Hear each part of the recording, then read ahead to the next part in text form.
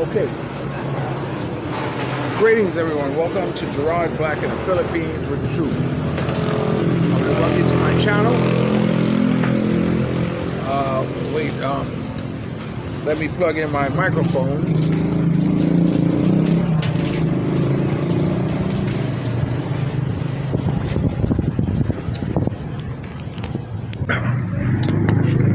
There, I hope that's better. I'm at my favorite people watching locations, and that's right outside.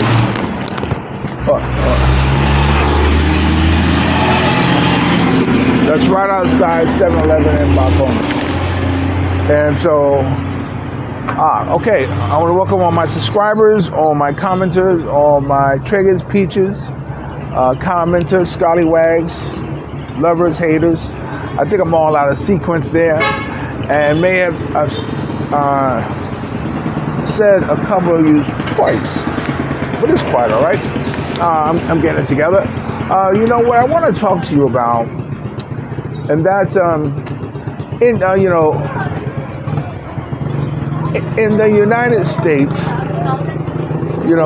one often gets, especially being an American black, it was always important to me that when I walk into places, to say, hey, how's everybody? Kind of,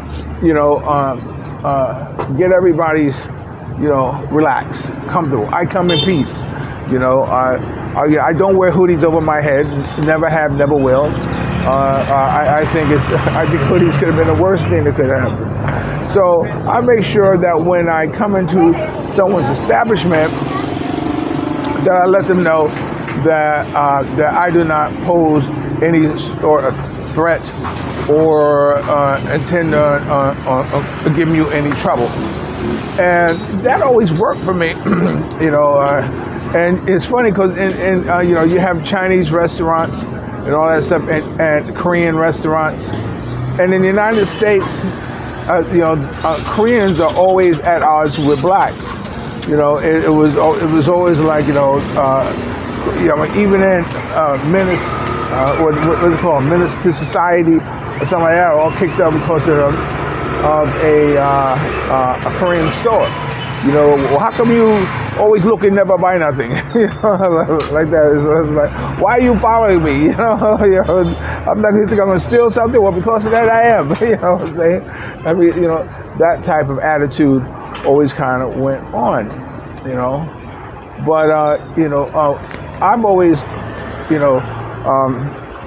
make sure that it's like I'm an ambassador.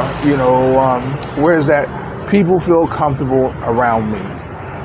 Even in the Russian community, when I was with Russians or Ukrainians, one of our close family friends, his daughter was going out with a black man, and the father hated it. The father said, no, they're no good. They smell, no, you can't go out with them.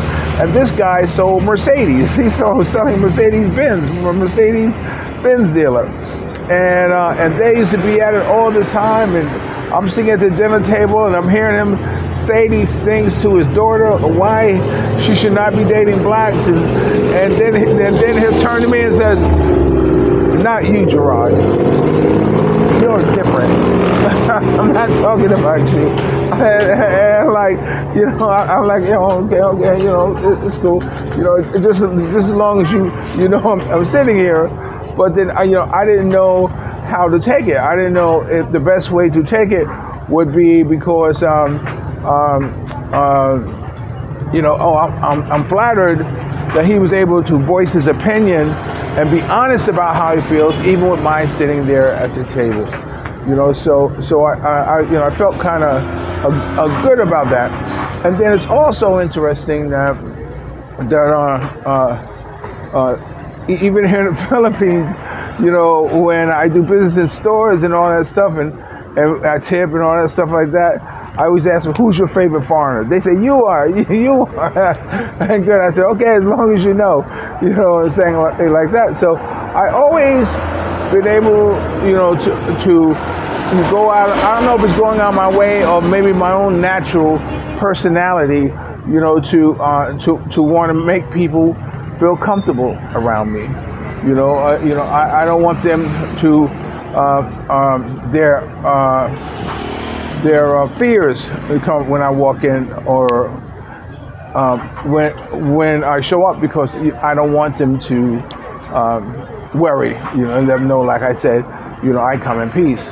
And then oftentimes, even when I'm around blacks or whatever, that's where I get a lot of attention from, because if they're conversating, when I walk in, they just get dead silent, like they don't say nothing. Or when I'm speaking, it's like, who is this guy? Where do you come from? Who are you? We don't know you from the neighborhood. Where do you come from? But it's interesting that I have been able to fully experience the black experience, and experience from other cultures and all that stuff. Not because so much I was able to blend in, which I was because I had one thing that was helping me infiltrate. And I say it's infiltrate. Sometimes I'm like the, beam up Scotty, beam me up Scotty, or beam me down Scotty, like this, that I just show up and people don't know who I am or whatever.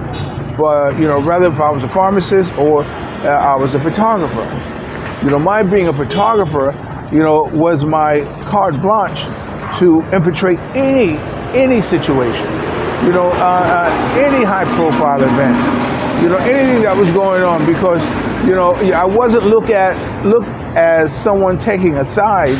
More so, I was looking at someone providing a service or doing a job.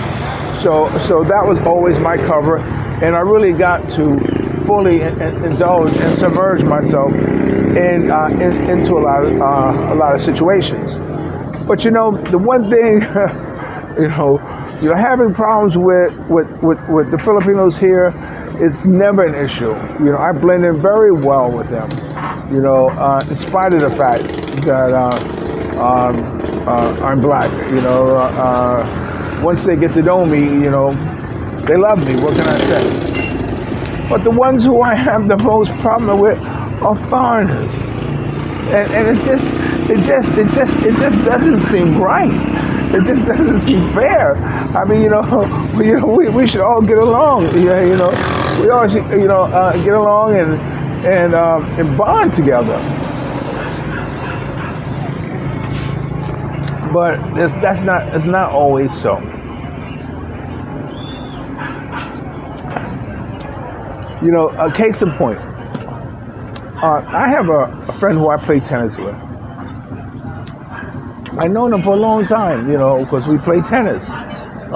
Even before I moved to Bacone, or while I was in Bacone, or before pandemic, pre-pandemic, I knew him. I knew him, his wife or his partner, and their 2 kids. Whenever I come on the court, they come and give me a hug and a kiss like this, and I would say hello to his wife, and what have you. In fact, if I found a picture of her, I'll put it right here. Pow. I'll let you see her. I won't say her name. But anyway, so we kind of, although this guy was an old dude, he's 80 something, he's a retired airline pilot, and and he's one of those guys, in my opinion, I want to win at all costs. I don't want to just win, but I want to humiliate you while I'm winning, while I'm beating you. And it took me a while. He had a certain spins with the balls that used to drive me crazy. And then finally I just accepted and said, look, it's how he plays the game, and let it go at that. And I think one time I told the video that, somebody called something, and I said, well, let the judges decide. And he yelled at me. And I said, who in the flock are you yelling at? I'm not your blocking kid. If you think I'm your kid, suck my phallus. And I said it very loud. And it's very seldom that I've never invited a man to that my audience. But I was so peeved because you totally disrespected me here. I wasn't going to just let you get away with that. And so that's what I did. So anyway. In fact, his daughter she took, I think, first place in some beauty contest, and made sure I got a copy of it, her, in her acceptance or acknowledgement of all the people who supported her, and she's saying thank you. And I felt included as one of those because I've always supported her and talked to her, and I knew her. So I thought in her acceptance speech, she was in a roundabout way saying thank you to me. So I wrote my own reply to it and sent it to her father because that's the only comment. Not that I ever thought he was going to give it to her or show it to her, but I think more so I wanted to acknowledge that I read it. So anyway, so yesterday, I see the girl. She's not his partner anymore, but they still play tennis together. And I don't know, whatever's going on there is going on there. It's none of my business. And so I saw her. So I said, baby girl, when are you going to come see the baby? Now, mind you, I have been sending him pictures of the of Duchess, ever since she was born. So I said, when you coming to see the baby? And she said, what baby? I said, what baby? And so I turned to him, I said, you didn't tell her that I had a child? It's almost 3 months old. You didn't tell her? And that just kind of say, wow, man, how could you not want to spread the good news? How could you not let someone who's very close to your family know that I had a child? So anyway, so that was kind of like how I felt about that. I felt that she should have known. And I probably would address it with him some other time about how come he didn't tell her, and let him look at me and lie and tell me why he didn't. But anyway, but I was saying most of the problems I have with people here are foreigners. It's not the Filipino people. The Filipino people are wonderful. I get along with them great. But it's the foreigners who I have the most problems with. If I was to equate problems with people, it would be with the foreigners. But oddly enough, I get along very well with foreigners from like England, Australia. Australia is really cool cats, man. But haven't got a bad word to say about them. But anyway, I just want to stop and throw this little piece in here right now.